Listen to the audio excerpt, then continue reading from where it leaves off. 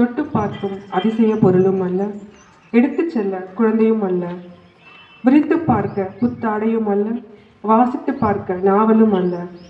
இதய துடிப்பை சீராக்கும் இனிதான வார்த்தை இறை வார்த்தை. விவிலியம் என்பது மனித வரிகளில் இறைவனின் வார்த்தை. விவிலியத்தில் வெளிப்படுத்தப்பட்டுள்ள உண்மைகளை நன்கு புரிந்து கொள்ள விசுவாசத்தின் ஒளி அவசியம். அத்தகைய ஒளியை நம்முள் நாமே ஏற்றி வைக்க பக்தியோடு இணைவோம் இஜெப வழிபாட்டில்.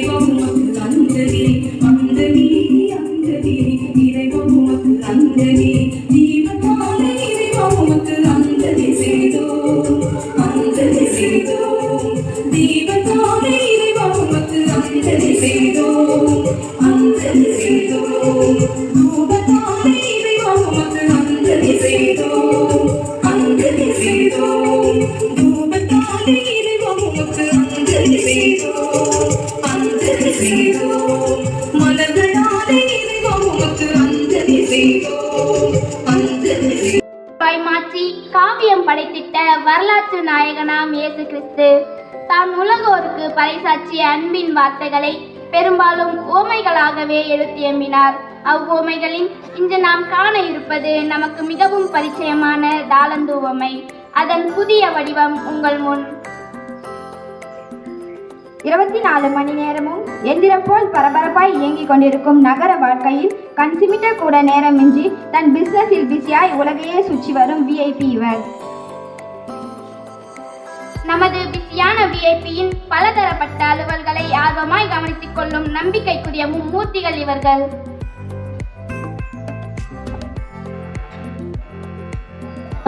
பிரான்சிஸ், 2 நாளா நீ வருவேன்னு வெயிட் பண்ணிக்கிட்டு இருக்க.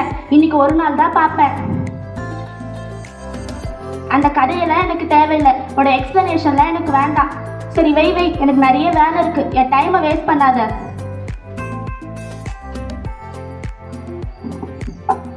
சார், எங்களை வர சொல்லிருந்தீங்களே. எப்ப கூப்பிட்டேன்? இப்பதான் வரீங்க? சார், நீங்க போன்ல பிஸியா இருந்தீங்க, அதான் வெளியில வெயிட் பண்ணிட்டு இருந்தோம். சாக்கு சொல்றதுல குறைச்சலே இருக்காது. சரி வாங்க. நான் ஏற்கனவே சொன்னேன் இல்லையா, வர்ற 25ஆம் தேதி பிஸ்னஸ் விஷயமா ஸ்டேட்ஸ் கிளம்புறேன். வர்றதுக்கு கொஞ்சம் நாள் ஆகும். அது வரைக்கும் இங்க இருக்கிற வேலையெல்லாம் பொறுப்பா பார்த்துக்கோங்க. ஓகே சார், நாங்க இப்ப கிளம்பலாமா? ஒரு நிமிஷம்.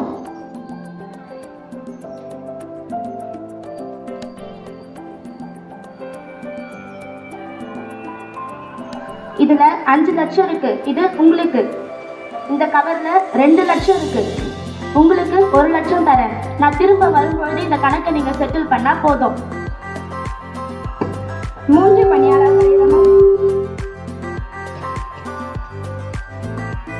பணியாளர்களிடமும் அவரவர் திறமைக்கு ஏற்ப குறிப்பிட்ட தொகையை ஒப்படைத்துவிட்டு வெளிநாடு செல்கிறார் நமது விஐபி.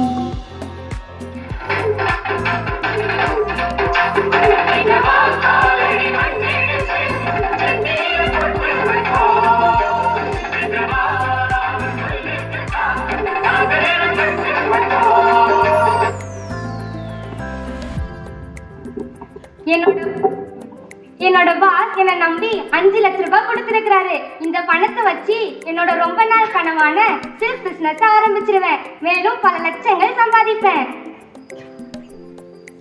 என் திறமையை பார்த்து எங்க சார் என்கிட்ட 2 லட்சம் கொடுத்திருக்காரு. உடனடியா ரியல் எஸ்டேட் பிசினஸ் ஆரம்பிக்க போறேன். பெரிய கோடீஸ்வரனாவே மாற போறேன். என்னுடைய பாஸ் ரொம்ப ஸ்ட்ரிக்டான ஆபீசர். அதனால அவர் கொடுத்த இந்த 1 லட்சம் பணத்தை அப்படியே நிலத்துல போட்டு புதைச்சு வச்சுட்டு அவர் வந்தோடனே பத்திரமாக இந்த 1 லட்சம் பணத்தை அவரிடமே திருப்பி கொடுத்துடுவேன். நாட்கள் உருண்டோடின.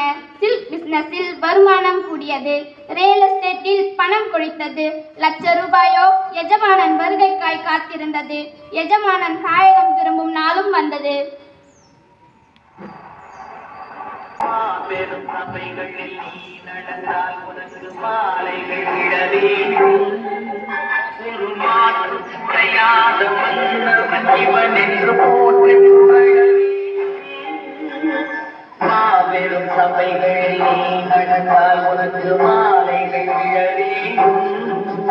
ஒரு மாற்று கிடையாத மன்னவன் இவன் என்று போற்றி புகழ வேண்டும். கண் தெரியாது. என்ன சார், போன காரியம் சக்சஸ்ஃபுல்லா முடிஞ்சிருச்சா?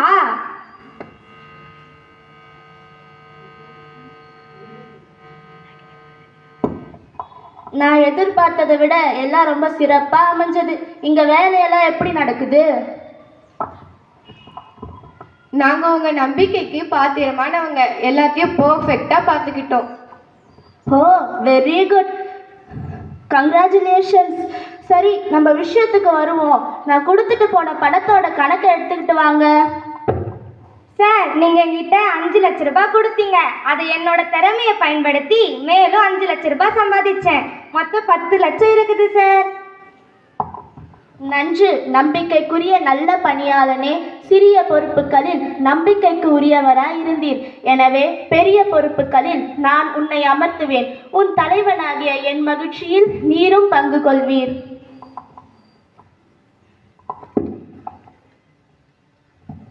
சார், நீங்க என்கிட்ட 2 லட்சம் கொடுத்தீங்க. நான் மேலும் 2 லட்சம் சம்பாதிச்சிருக்கேன்.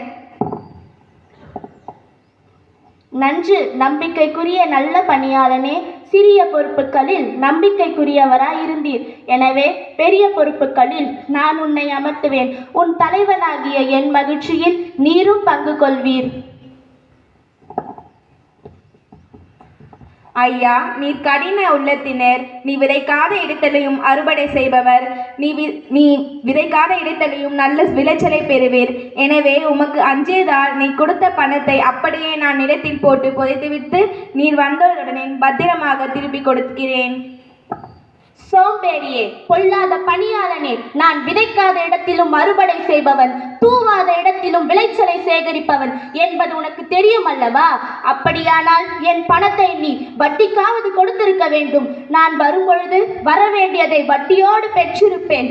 உன்னிடம் கொடுத்த இந்த பணத்தை மிகவும் திறமையாக செயல்பட்ட இவனிடம் கொடுத்துவிடு. உள்ளவர் எவருக்கும் கொடுக்கப்படும், அவர்கள் நிறைவாக பெறுவர். இல்லாதோரிடமிருந்து அவரிடம் உள்ளதும் எடுக்கப்படும் என்ற இறை வார்த்தையின் முழு அர்த்தத்தையும் இப்போது கண்டீர்கள். இறை வார்த்தையை நம்மிடம் பகிர வருகிறார்கள் நம் மாணவிகள். உனக்கு சொன்னதை செய்யும் அது உன்னை கைவிடுவதில்லை. தொடக்க நூல் 28:15. உன்னை காக்கும்படி நான் உன்னுடனே இருக்கிறேன். எரேமியா 1:18. நிச்சயமாகவே முடிவு உண்டு. உன் நம்பிக்கை வீண் போகாது. நீதிமொழிகள் 23:18. நம்முடைய விசுவாசமே உலகத்தை ஜெயிக்கிற ஜபம். யோவான் 5:4. அவர்கள் மறந்தாலும் நான் உன்னை மறப்பதில்லை. எசாயா 49:15. அன்பு எனக்கு இல்லையேல் நான் ஒன்றும் இல்லை. 1 கொரிந்தியர் 13:2. இயேசுவே, உம் வார்த்தையே எம் வாழ்வுக்கு விளக்கு என்ற இயேசுவின் பாடல் வரிகளை நடனம் மூலம் ஆட வருகின்றனர் இம்மாணவிகள்.